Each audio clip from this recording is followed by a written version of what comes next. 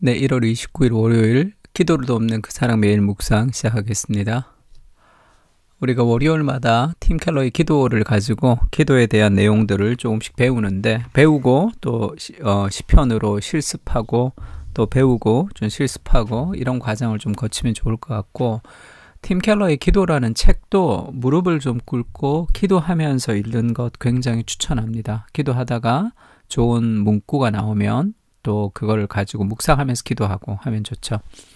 오늘은 챕터가 기도는 결코 주문이 아니다. 기도하면 하나님의 임재 속으로 들어간다 라는 파트인데, 이렇게 encountering God, 하나님을 이제 만나는 거죠, 기도가. 우리가 기도할 때 기억해야 될 신학적인 전제가 하나 있다면 삼위일체 하나님과 사랑을 나누는 것, 그러니까 삼위일체 하나님 앞에 기도하는 거라는 거죠. 크리스찬은 삼위일체 하나님과 대화하게 되어 있으며 주께 무언가를 아뢰을 때마다 서로 다른 위격을 가지신 하나님이 모두 역사하신다는 점이다. 삼위일체 하나님은 내부적으로 완전한 친교를 나누신다. 하나님은 삼위일체 하나님의 연합은 행복한 연합이죠. 서로 찬미하며 기쁨을 주고받으신다. 삼위 하나님은 인간이 꿈꾸지 못하는 사랑과 기쁨을 알고 계실 것이다. 그렇겠죠. 그 온전한 행복으로 가득 찬 하나님께서 세상을 창조하셨죠. 그 사랑의 연합을 나누기 위해서입니다. 그래서 하나님이 우리가 기도할 때 우리 안에 그 하나님의 행복과 사랑을 나누어주고 싶으신 거예요. 기도를 통해서. 그래서 먼저 삼위일체 하나님 중에 먼저 아버지 하나님, 성부 하나님의 사랑을 누리는 겁니다. 하나님이 우리를 자녀로 입양해 주셨다는 말은 예수님과 똑같은 일을 하기라도 한 것처럼 우리를 사랑해 주신다는 뜻이다. 우리가 하나님의 자녀가 되었다는 것은 하나님이 예수님을 보는 것처럼 우리를 본다는 뜻입니다. 그렇게 우리가 사랑스러운 존재라는 거죠. 그리스도께서 목숨을 버리시면서 우리를 그렇게 건지셨습니다. 예수님은 하나님의 법에 온전히 순종하신 상급을 우리에게 돌리신 셈이다. 그래서 하나님이 우리를 볼 때 예수님처럼 보시는 거예요. 예수님이 했던 의 때문에.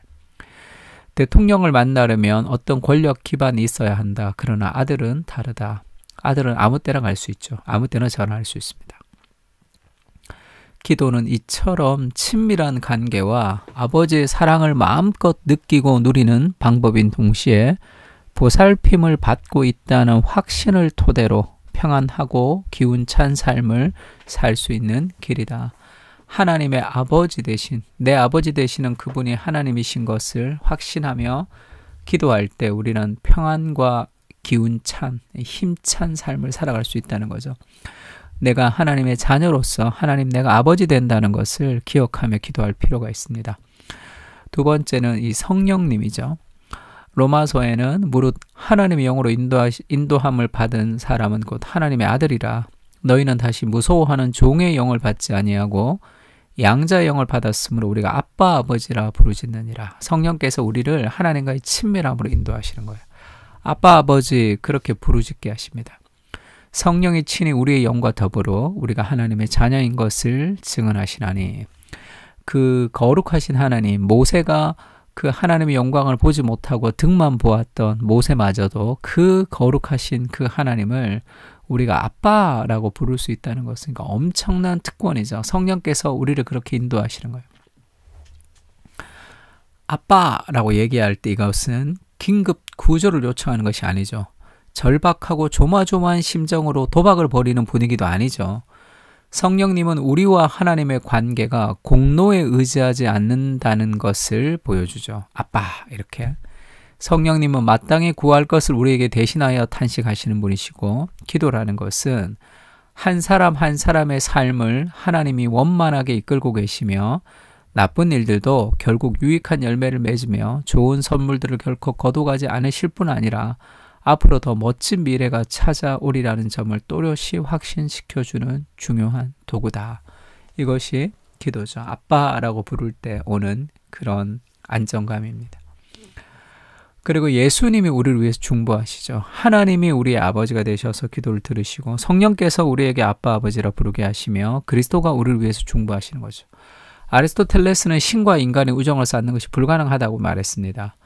그러나 성경은 우리가 그리스도로 인해서 친구가 되었다고 말하죠. 어떻게 신과 인간이 친구가 될 수 있는가? 하나님이 스스로 인간이 되셨기 때문이죠.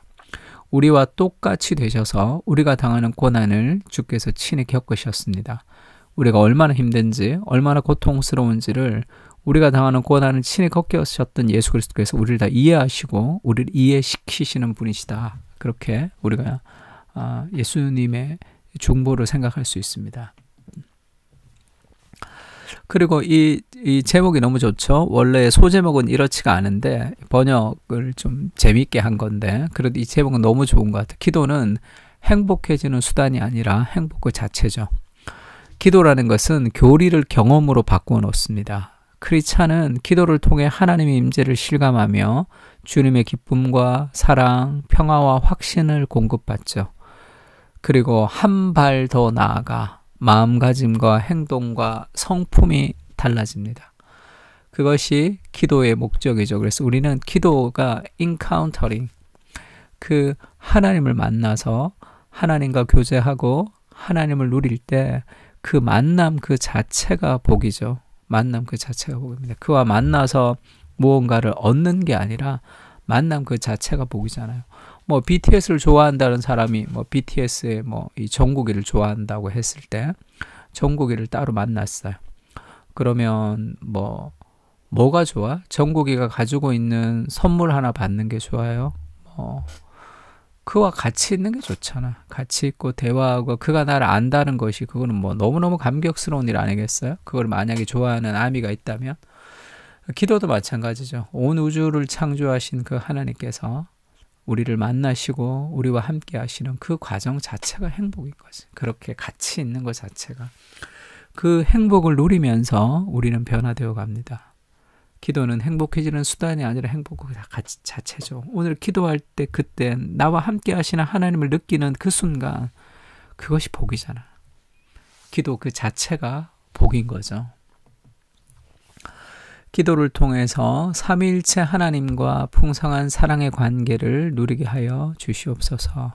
하나님의 자녀로 이 땅을 살고 있음을 기억하며 성령님의 은혜를 누리고 그리스도의 중보의 능력으로 하나님과의 친밀함을 누리게 하여 주시옵소서. 기도를 통해 무엇을 얻는 것이 아니라 기도 자체가 하나님을 만나는 기쁨과 응답이 될 수 있도록 주님 기도의 마음과 영을 부어 주시옵소서. 우리 다 같이 이 내용을 좀 생각하면서 또 하나님 앞에 같이 좀 기도했으면 좋겠습니다. 다 같이 기도하겠습니다.